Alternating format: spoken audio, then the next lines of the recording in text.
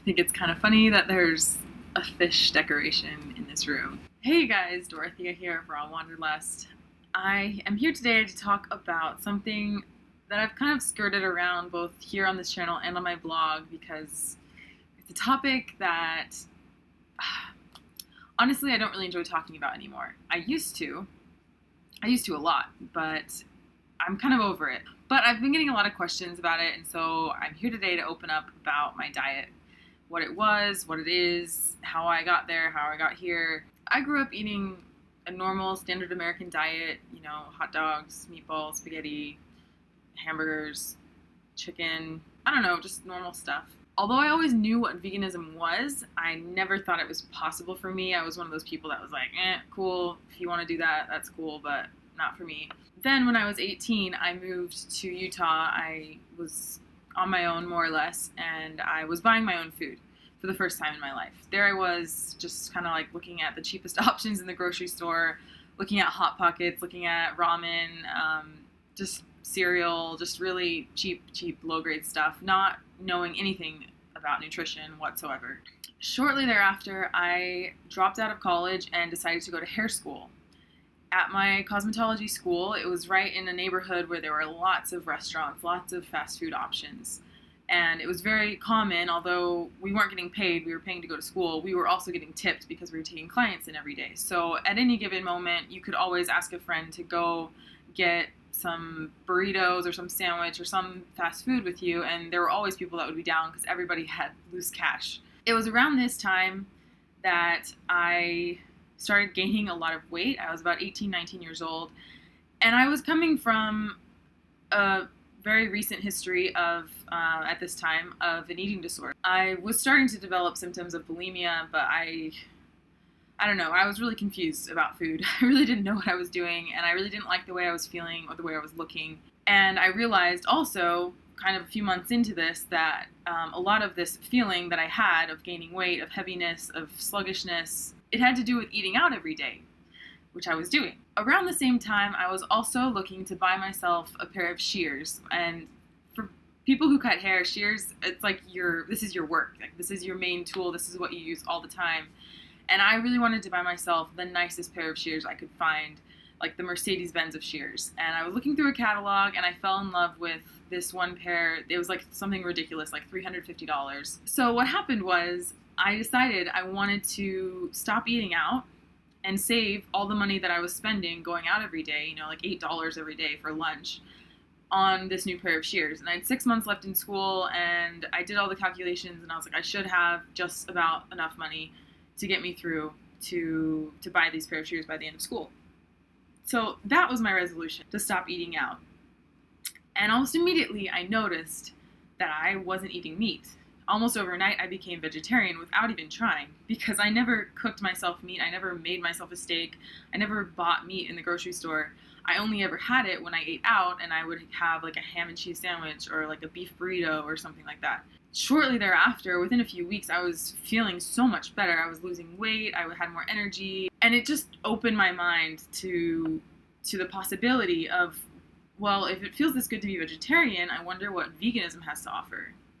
It was the natural next question. In the same neighborhood of where I was living, there was also a raw vegan place. I walked in there one day and just tried some of their dips, and I was talking to the store owner about raw food, and she was telling me about how the nutrients get cooked out of cooked food, and when you boil broccoli, all the nutrients are in the water. It made so much sense to me that almost overnight I just was like, this is it. I'm gonna do this, and I'm gonna be the healthiest I've ever been. I got a dehydrator. I started doing the high-fat raw thing for about 6 months.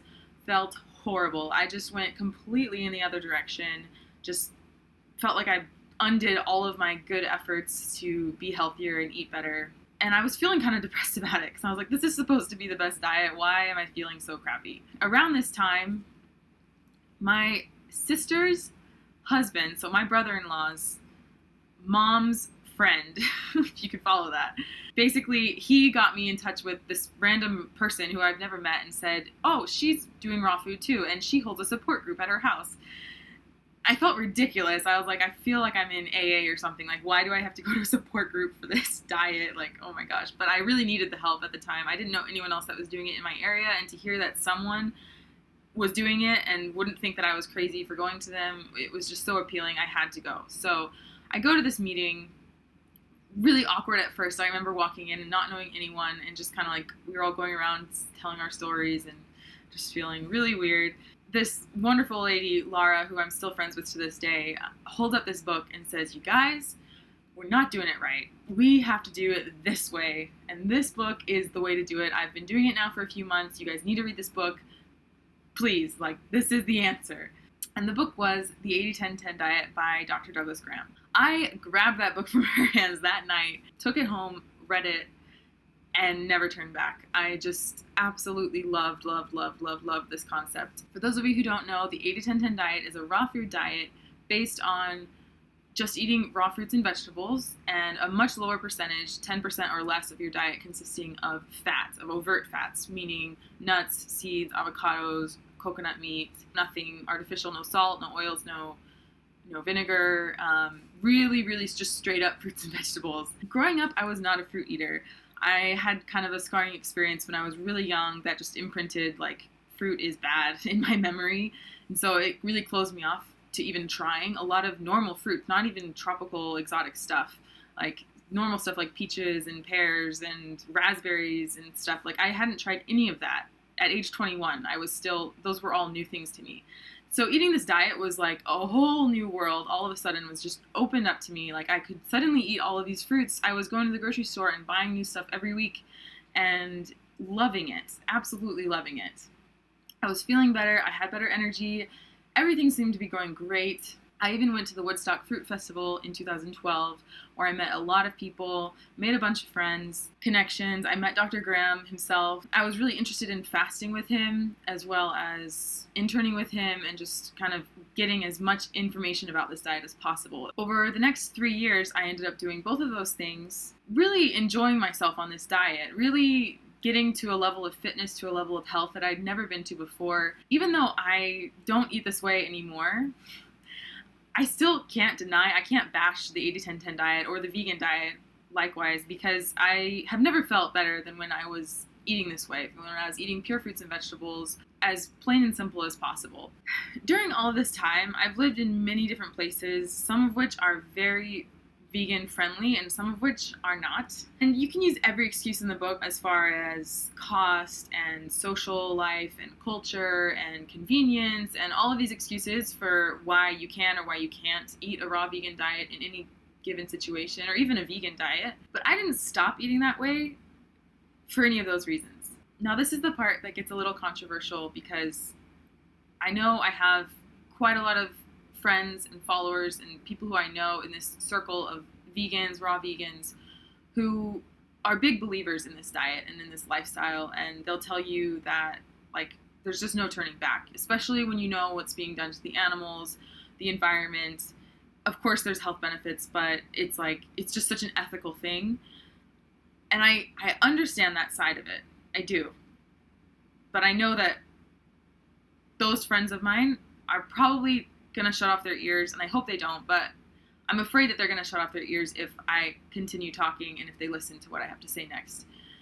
On the other hand, I have a lot of other friends in my life, a lot of other people in my life who are not raw, who are not vegan, who are not interested in the diet, who are just like, what the heck, like, this is not a big deal, you should not be making a big deal out of this. And I can appreciate that side as well.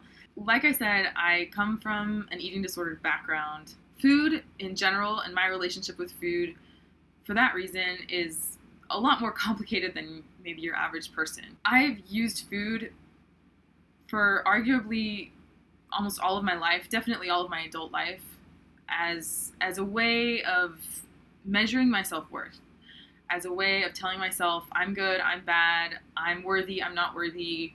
Basically, I use it as a punishment. You know, I punish myself if I want to eat something that's like off my diet or bad for me. And I also punish myself if I force myself to eat something I really don't want to eat, because I have to tell myself, well, it's healthy for me, it's the better option. What I realized after 4 years of eating a vegan, raw vegan diet was that although it was completely ideal for me physically, for my body, for my digestion, for everything physically, I was really messing with myself mentally. The most important point I can make to all of my ethical vegan friends out there is that how ethical is it to eat a vegan diet if you're abusing yourself? Like, that's not being vegan to myself, you know? Like, I know the animals are important. I know they don't have voices, but like, it became a problem in my life to eat this way. I started realizing this when I was getting ready to leave for Spain last August. I had a cool realization when I went to Spain. I realized nobody knows me here. Like, nobody knows me. I can be anyone. I can completely recreate myself to be anyone. I don't have to be Dot the vegan or Dot the raw vegan. So that's what I did. I started eating other things that were definitely not raw, that were not even vegan. That's not to say that I went out and grabbed a burger. I just started slowly incorporating more and more things into my diet that I never would have thought of as were okay or were legal or were whatever allowed in my previous years of eating. And I really enjoyed myself. I gained some weight. Okay, my digestion slowed down. A lot of like the negative effects were coming back. I was still eating a lot more fruits and vegetables than your average person. Comparatively, it was more fish, it was more eggs. Dairy has never really sat well with me, so I just kind of stay away from that in general. But more things like breads and pastas, cooked carbs than I had done in the 4 years previous. Then when I went back to Peru, this is last January, a few months ago, I kind of reeled my diet back in, started doing a lot more fruits and vegetables. Yeah, I've just kind of been playing with it for the last year and just figuring out what works for me. And I can't honestly call myself raw. I can't call myself vegan anymore. And I'm learning to not be ashamed of that. Like, it's okay. It's okay. Another aspect of this is labels. I've learned that I really don't like being boxed into any definition. Like, I really just like being me, doing me. Like, I understand where the labels are convenient to be able to just kind of slap it on there and say I'm vegan, and people who get that are just like, okay, no questions asked. Instead of having to say, well, I eat this, but I don't eat that, but I eat this sometimes, but sometimes I don't, and well, you know, ultimately, I really just don't want to touch labels. I don't want to even get near them when it comes to religion, when it comes to diet, when it comes to all of this stuff. I'm learning. It's like, you don't replace one for the other. You just wipe them all out and just be proud of what you're doing and who you are. I hope that you guys can relate to this video. I hope that you found it interesting. This is like the Cliff Notes version of all of this, but it is a really interesting topic, and I am open to talking about it more, although like I said, I'm not super excited about it because I really just feel like it's been overdone in my life. I'm over it. I also want to say that raw veganism, the 80-10-10 diet specifically, really helped me through my bulimia. It really, really kind of got me back on track to where I was eating things in such a way, in like a healthy manner, that I didn't want to throw them up. Like, psychologically, it really helped me to clear my mind and to not like guilt myself as much about what I was eating, about, you know, why I was wanting to numb myself. It's really kind of hard to numb yourself when you're only eating fruits and vegetables in their raw state. You can still do it. You can definitely still do it, but it's harder. Now I feel like I'm at a point where I'm learning how to eat again. It seems kind of silly, like, who doesn't know how to eat? But I don't know, maybe just with my family history, with generational stuff, with my life history and everything that I've told you, you can kind of see like how I've gone up and down, and now I'm just feeling like I just want to be normal. I just want to eat what I want to eat and not eat what I don't want to eat, and be okay with that. I hope this video inspired you to be yourself and to not be ashamed of it, because there's nothing to be ashamed of. If you like this video, please give me a thumbs up. If you have anything to say, any questions, comments, please leave them down below. I will read and answer them all. And I'll see you next time. Thanks for watching.